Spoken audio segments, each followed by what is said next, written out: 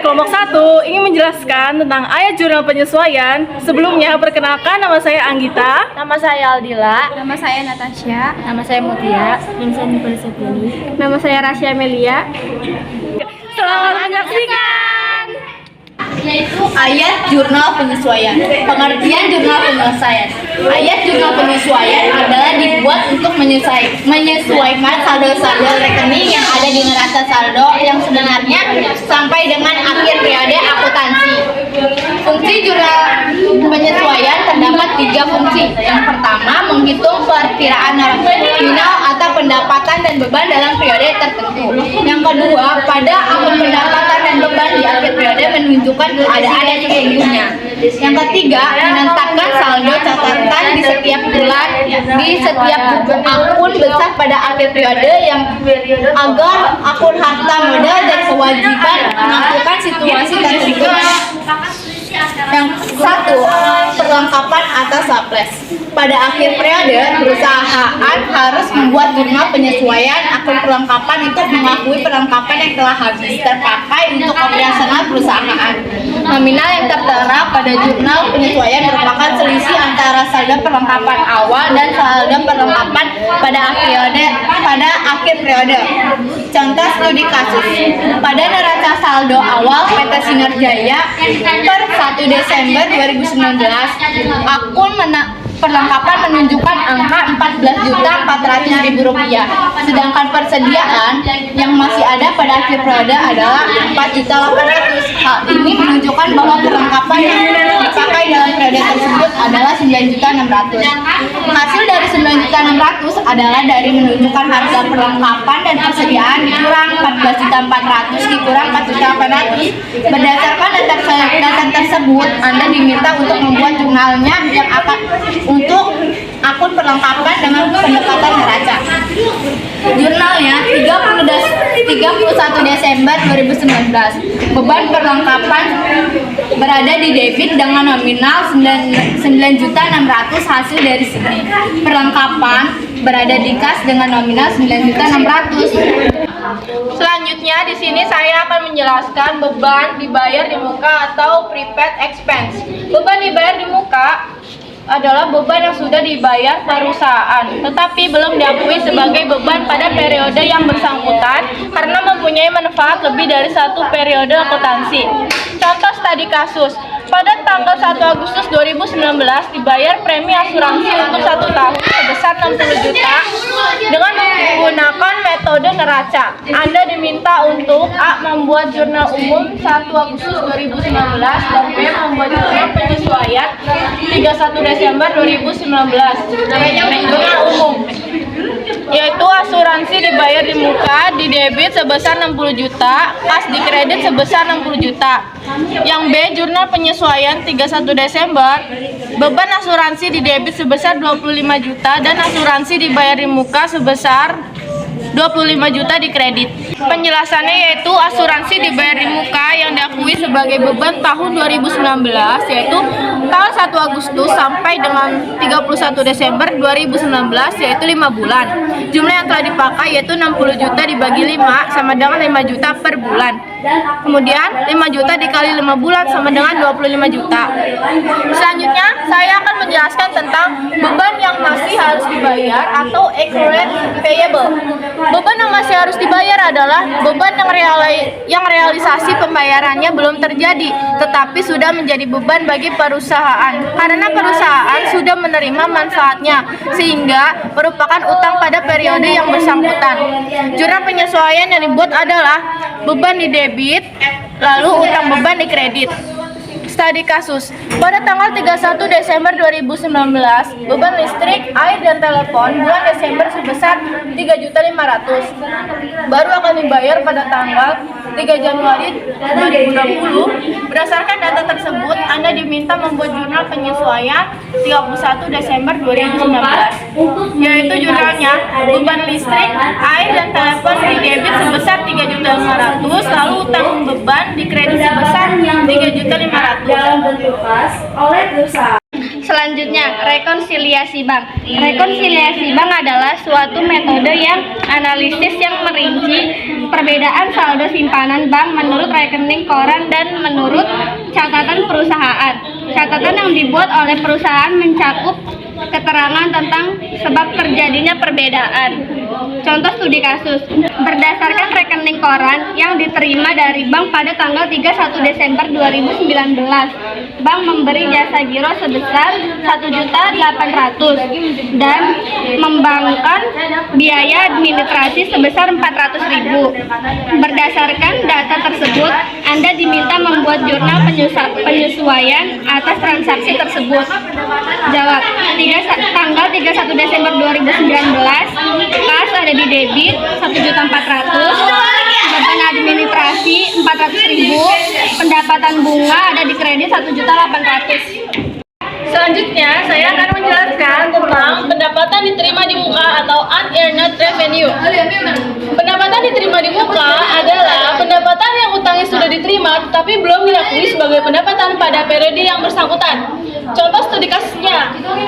Pada tanggal 1 September 2019 diterima pendapatan sewa gedung untuk 1 tahun sebesar 60 juta.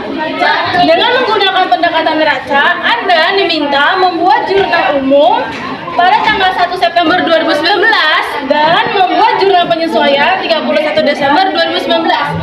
Jawab. Yang pertama, jurnal umumnya. Pada tanggal 1 September 2019, kas di debit 60 juta terhadap sewa diterima di muka di kredit sebesar 60 juta.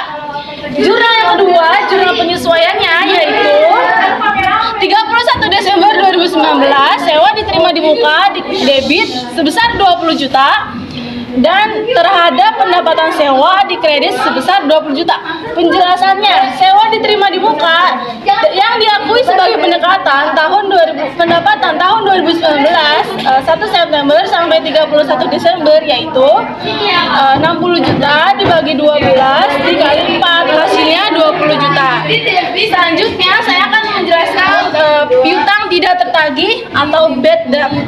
Piutang tidak tertagih adalah hutang pihak lain kepada perusahaan atas transaksi suatu bisnis, tetapi piutang tersebut tidak bisa dikembalikan kreditur meskipun telah diupayakan tindakan penagihan. Ada dua metode yang dilakukan yaitu metode langsung atau direct method dan metode tidak langsung atau cadangan atau allowance method. Contoh studi kasusnya.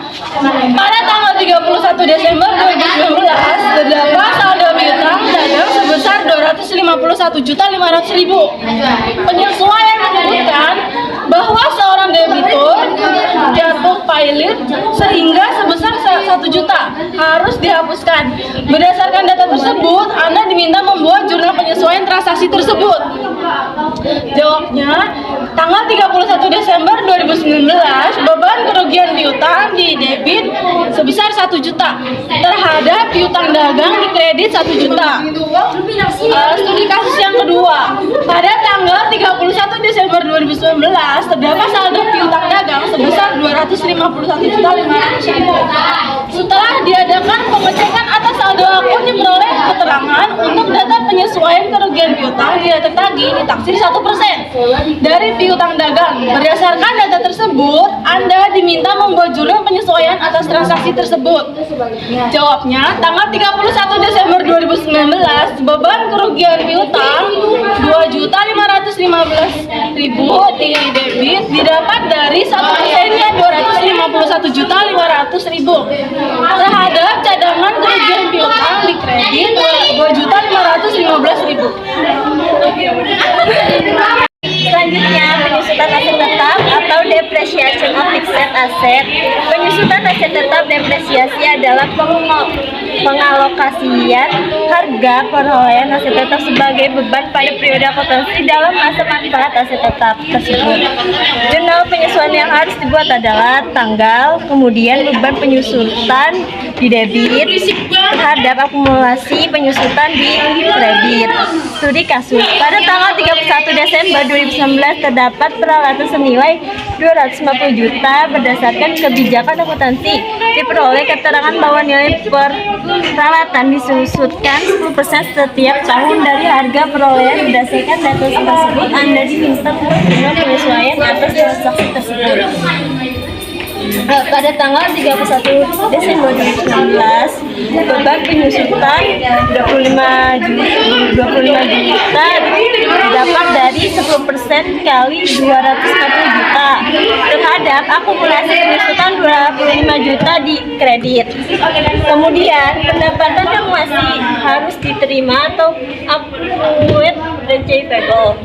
Pendapatan yang masih harus diterima atau piutang pendapatan adalah pendapatan yang uangnya belum diterima secara tunai tetapi sudah dihapus sebagai pendapatan untuk periode yang bersangkutan. Jumlah penyesuaian yang harus dibuat oleh perusahaan adalah sebagai berikut.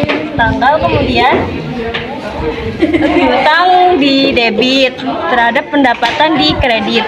Contoh studi kasus. Pada tanggal 31 Desember 2019 masih harus diterima pendapatan sewa kendaraan untuk 3 bulan sebesar 18 juta. Berdasarkan data tersebut, Anda diminta membuat jurnal penyesuaian pada tanggal 31 Desember 2019. Piutang sewa 18 juta di debit terhadap pendapatan sewa di kredit 18 juta. Persediaan inventory. Dalam melakukan penyesuaian pada akun persediaan bahan baku, barang dalam proses dan produk jadi diperlukan akun khusus yaitu ikhtisar biaya produksi. Akun ini digunakan untuk mengumpulkan biaya-biaya produksi yang terjadi selama periode tertentu. Berikut beberapa penyesuaian pada akun persediaan. 1. Persediaan bahan baku awal periode. Jumlah persediaan bahan baku akun dihitung pada akhir periode sehingga angka yang terdapat pada neraca merupakan saldo akhir. 2. Persediaan bahan baku akhir periode menyesuaikan saldo penyesuaian bahan baku pada akhir periode dengan menyebut persediaan bahan baku akhir periode dan mengkredit ikhtiar biaya produksi. 3. Persediaan barang dalam proses awal periode. Jurnal yang dibuat adalah dengan mendebit ikhtiar biaya produksi dan mengkredit persediaan barang dalam proses awal periode. 4. Persediaan barang dalam proses akhir periode. Jurnal penyesuaian diperlukan untuk mencatat persediaan barang dalam proses yang ada pada akhir periode. 5. Persediaan produknya di awal periode. Mendebit ikhtiar laba atau rugi dan mengkredit persediaan produk jadi awal periode. 6. Persediaan produk jadi akhir periode. Mendebit persediaan produksi jadi akhir periode dan mengkredit ikhtiar laba atau rugi. Sekian dari kelompok kami, kurang lebihnya mohon dimaafkan. Wassalamualaikum warahmatullahi wabarakatuh. Yeay.